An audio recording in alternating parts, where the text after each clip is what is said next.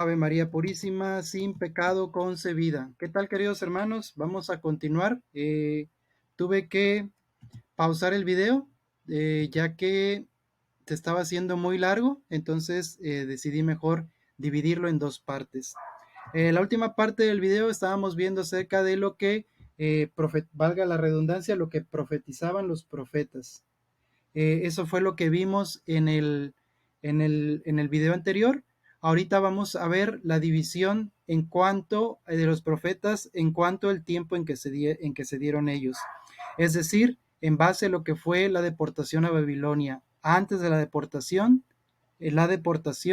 y después de la deportación cuando regresan, ¿verdad? Lo que se conoce como el preexilio, el exilio y post-exilio. Básicamente vamos a ver, sabemos que bíblicamente los profetas se dividen en profetas mayores y profetas menores. Esta división se hace en cuanto al contenido de los libros. Los que tienen más contenido se le conoce como mayores y los profetas menores son los que menos contenido tienen, es decir, son libros pequeños. Pero ahora lo vamos a ver en una división acerca de este acontecimiento, ¿ok? Porque en el tiempo, son en diferentes tiempos que se dan estos profetas, que es lo que vamos a ver a continuación. Los profetas preexílicos, es decir, antes de la deportación hacia Babilonia. Esto pasa desde el siglo VIII hasta inicios del siglo VI. ¿Qué pasaba en el pueblo de Dios? Dice, había un ambiente de injusticia y de explotación, y también el pueblo vivía una gran idolatría. ¿Cuáles fueron las palabras de los profetas? ¿Qué condenaban los profetas? Dice, condenaron el culto sin justicia. También echaron por tierra las falsas seguridades que el pueblo se fabricaba, pues como el dinero, el poder, tantas cosas, ¿verdad? Dice también, arremetieron contra los dirigentes religiosos, políticos, económicos, judiciales que explotaban al pueblo y lo desviaban del camino correcto. El mensaje fundamental de los profetas era acerca de los pecados del pueblo y el anuncio de un castigo, que consistiría en la destrucción de los reinos, dejando no obstante una esperanza y de salvación hacia el futuro. Estos profetas tenemos en el reino de Israel, o sea, en el reino del norte, en el siglo VIII, tenemos a Amós y Oseas. En el mismo siglo que el siglo octavo, tenemos en el reino del sur, en el reino de Judá, tenemos a Isaías primero, proto Isaías es otro nombre que también le podemos dar, proto significa primero, proto Isaías, tenemos también a Miqueas. Dice, en el siglo séptimo surgieron los profetas Sofonías, Nahum y Habacuc, y principalmente Jeremías, cuyo ministerio se prolongó hasta el siglo sexto, poco después de la caída de Jerusalén. ¿Ok? Y resumiendo, aquí quedaría siglo octavo, ¿verdad? El norte, Amós y Oseas; en el sur, Isaías y Miqueas, primer Isaías. Siglo séptimo, Nahum, Sofonías y Habacuc. Y en el siglo séptimo, principios del sexto, está el profeta Jeremías. Esto es antes de la deportación hacia Babilonia. Después viene lo que es el exilio o el destierro o también la deportación. Se llevan al pueblo de Dios hacia Babilonia. Esto se da en el año 586 al año 539 a.C. En primer lugar, los profetas, como decían, anunciaron el destierro, ¿verdad? Dice, fue sobre todo el profeta Jeremías quien anunció de una manera muy clara que Dios castigaría las infidelidades del pueblo por medio de Babilonia, y en concreto por medio de su siervo, el siervo de Babilonia, Nabucodonosor. Y en el año 597, el pueblo de Dios es invadido por los babilonios, invaden Jerusalén. El rey Joconías se rinde y junto con la reina madre y unos 10,000 judíos son deportados, se llevan esas gentes hacia Babilonia. Dice, los invasores dejan en Jerusalén a Sedecías como un rey vasallo. Este, instigado por sus vecinos, hace diversos intentos de rebelión en contra de Babilonia. Por ello Babilonia regresa a Jerusalén para iniciar en el año 587 el segundo asedio. En el año 586 cayó la ciudad de Jerusalén, que fue destruida, y el templo fue incendiado. Y se da una segunda deportación hacia Babilonia. Y con esto se termina el reino de Judá o del sur. Poco después, en el 582, hubo una tercera deportación. Dice, sin embargo, muchos permanecieron en la patria en condiciones precarias y otros huyeron a Egipto por temor a represalias de Babilonia, llevándose consigo a la fuerza a Jeremías y Baruch. En el periodo del exilio, Dios se valió de distintos grupos de personas que ayudaron al pueblo a reflexionar, le hicieron caer en cuenta de su pecado y lo animaron con la esperanza de la restauración. Fueron ellos los deuteronomistas, los sacerdotes y los profetas. Los profetas del exilio, la parte cuando se da el exilio, tenemos dos grandes profetas. Tenemos a Jeremías, que dice que desde la patria instruye a los deportados, denuncia los pecados del pueblo, anuncia su castigo, pero a la vez ante el fracaso de la alianza antigua, hace el solemne anuncio de una nueva alianza sellada en lo más íntimo de las personas. También otro gran profeta que se da en el exilio es Ezequiel. Dice que en el destierro es llamado a profetizar por medio de sus compatriotas. En el primer periodo de su ministerio, antes de la caída de Jerusalén, recibe el encargo de ser el acusador de su pueblo, un pueblo rebelde de oídos duros. Después de la destrucción de Jerusalén, ya no es llamado a lanzar amenazas, pues el castigo se ha cumplido, sino a suscitar esperanza en el pueblo de una restauración. Los profetas durante el exilio tenemos a Jeremías y a Ezequiel, eso se da en el siglo VI, y también tenemos a Isaías segundo, por eso se llama Deutero, Isaías, Deutero viene de segundo, de ahí viene Deuteronomio, la segunda ley, Proto, Isaías, ahorita tenemos en el posexilio, en el exilio también tenemos a Isaías, Deutero, Isaías, y también vamos a ver ahora la restauración que se da en el 539 antes de Cristo. Dice, en el 539 al 333 antes de Cristo, empieza por medio del imperio persa. El imperio persa vence a los babilonios, los conquista en el 539 y pone fin al imperio neo-babilónico. Dice, al año siguiente, el Ciro, el rey de Persia, expide un decreto que permite regresar al pueblo de Dios a su tierra para reconstruir el templo y la restauración. A esta etapa se le llama la restauración del pueblo de Dios.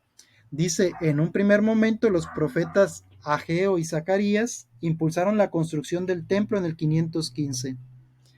Después viene el imperio griego por medio de Alejandro Magno. Alejandro Magno se impone al imperio persa y en este comienza otra etapa donde el pueblo de Dios ya no es dominado por Babilonia, ahora es dominado por los persas. Ahora, bajo el poder de Alejandro Magno, comienza el imperio helenístico o griego.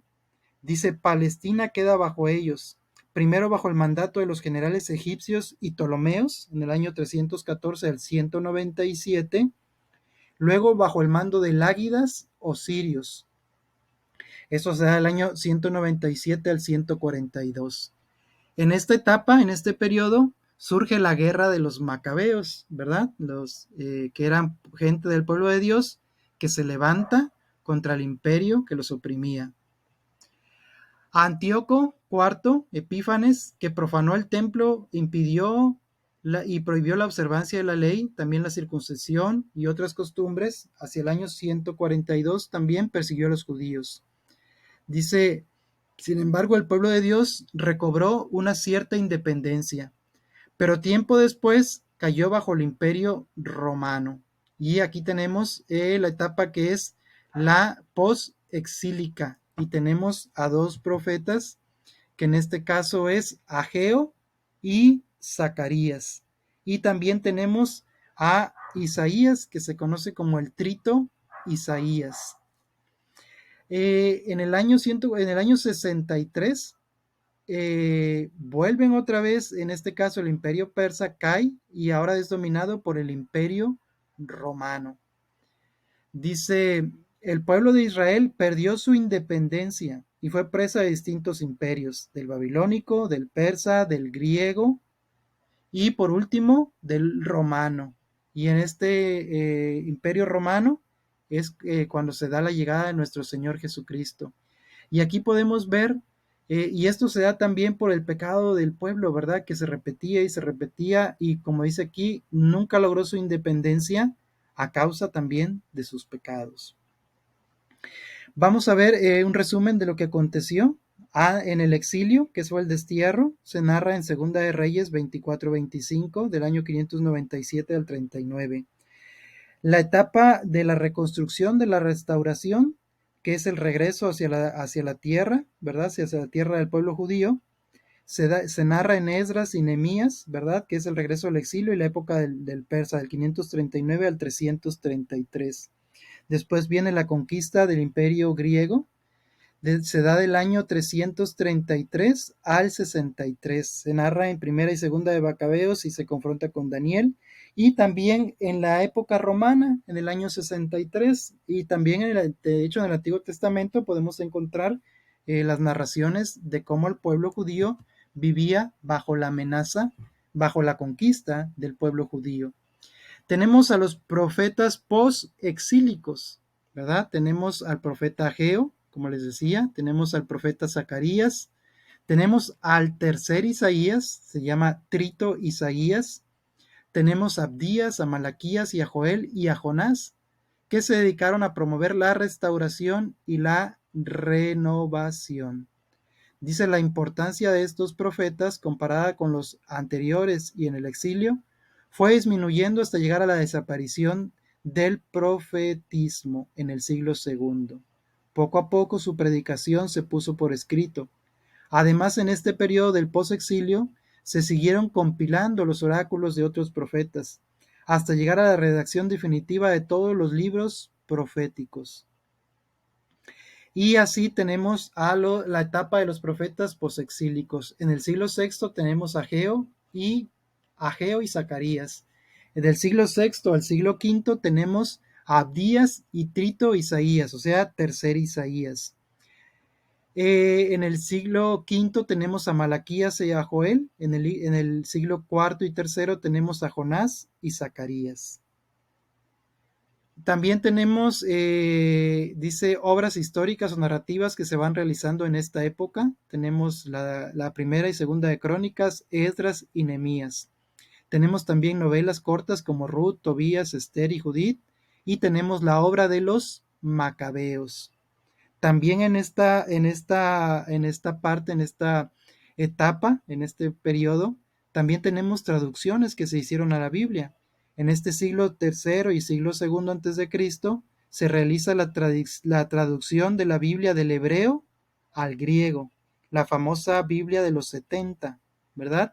Dice también en esta época se comienzan las traducciones arameas de la Biblia hebrea, los así llamados Targumín, significa traducciones, que poco a poco fueron consignándose por escrito. Dice, en los siglos segundo antes de Cristo al segundo después de Cristo surge mucha literatura intertestamentaria. Gran parte de ella son libros apócrifos del Antiguo Testamento, que son ampliaciones o una reescritura de textos bíblicos, o también composiciones nuevas con un tinte similar al de los libros bíblicos. Y a grosso modo, estimados hermanos, queridos hermanos, pues aquí vemos todas las etapas de lo que se conoce como la historia de la salvación. Vemos toda la historia desde el libro del Génesis, ¿verdad? Desde la primera etapa en la creación del hombre hasta esta etapa que estamos concluyendo cuando el pueblo regresa y pues siguen todavía bajo el yugo de otras naciones. En este caso está todo el panorama para la llegada de nuestro Señor Jesucristo, que es bajo el dominio del Imperio Romano. Básicamente hemos visto así a grosso modo, de una forma somera, una forma superficial, todo lo que es la historia de la salvación contenida en el Antiguo Testamento, todas las etapas, eh, los grandes hombres, los patriarcas, ¿verdad? Abraham, todos los grandes patriarcas, Isaac, todos los grandes patriarcas. Después vimos también la etapa, diferentes etapas que se han vivido, eh, los reyes, los jueces, la salida del pueblo de Dios de Egipto. Después vimos cómo se fue conformando el pueblo de Dios, y la historia que siempre se repite es el pecado, ¿verdad? Y cómo el hombre vuelve a pecar, a su mismo pecado, y la misericordia de Dios que siempre va saliéndole al paso al hombre, a su pueblo, para darle, a pesar de todas las consecuencias del pecado, Dios sale y los ayuda y los defiende. Entonces, queridos hermanos, les decía, a grosso modo, esto es lo que se ve, a grosso modo es la parte de la que se conoce como la historia de salvación en el Antiguo Testamento, que hoy hemos visto. Y pues bueno, con esto concluimos esta primera parte de lo que es el Antiguo Testamento a grosso modo.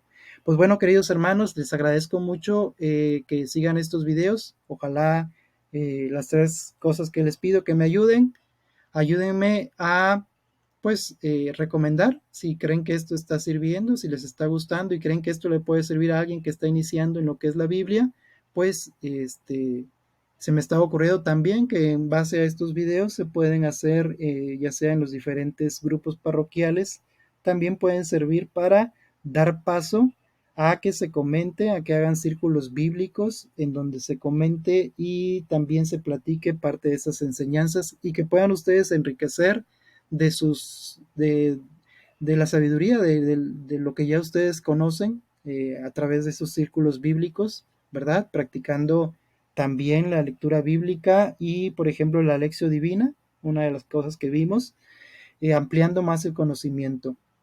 Entonces, les pido que lo recomienden, que me ayuden. Les pido también que me ayuden en YouTube, que se suscriban a mi canal, que le den like a los videos. Y también, por último, les pido, y lo más importante para mí es que me ayuden con sus comentarios. Me gustaría saber si está sirviendo estos videos, si les está gustando, si es buena la explicación. Se valen los comentarios buenos y también los malos, de eso aprendemos y lo que busco es mejorar mi trabajo. Pues bueno, queridos hermanos, por el día de hoy terminamos. Paz y bien para todos y con el favor de Dios nos vemos en el siguiente video. Muchas gracias por su atención, que Dios los bendiga y con el favor de Dios nos vemos en el próximo video. Paz y bien para todos.